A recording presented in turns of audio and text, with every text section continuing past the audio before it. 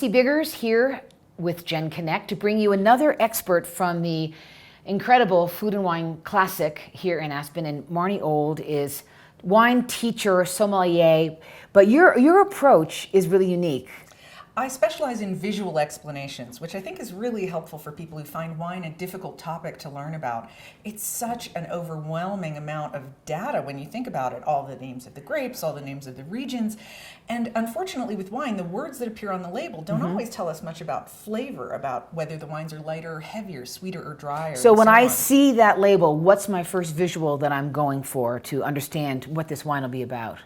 Stylistically, I think that if you have no time for anything else, the most informative piece of information on any wine label is actually the alcohol content, which is hidden in the small print. It might be sideways on the front label or in the back label, but it's always there.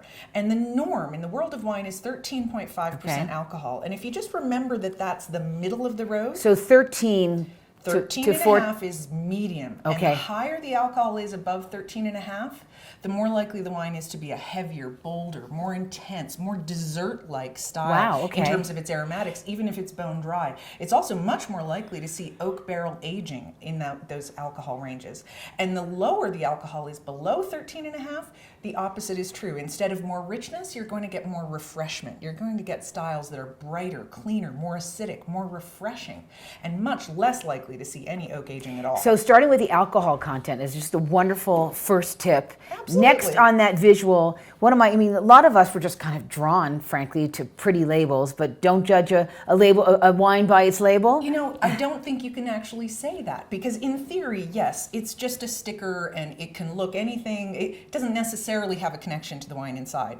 But realistically, that bottle, that package, that label was designed by somebody who has a marketing department and who understands that when people are thirsty in hot weather looking for refreshment, they're drawn to paler glass, to those clear glass bottles, to the lighter green styles, to more refreshing colors in the green and blue range, with more vibrancy to their tone. Whereas when we start getting into autumn and winter, we start craving things that warm us up, and so we're drawn more to those darker fall colors, golds and burgundy colors.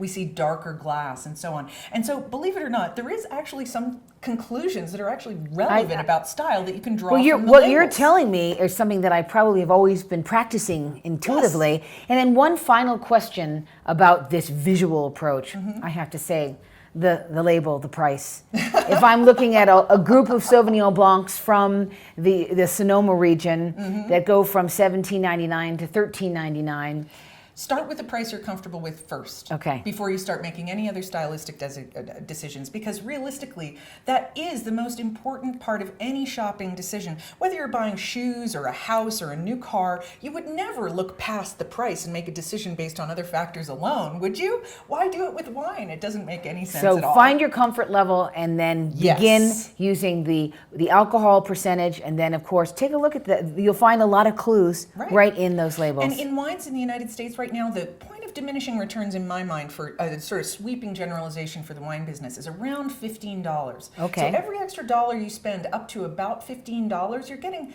a fair guarantee of an increase in quality standards. So the guy at the retail shop, if it's $9.99, that's a popular price. If he's charging $10.99 or $11.99, there must be something about that wine that deserves that, right?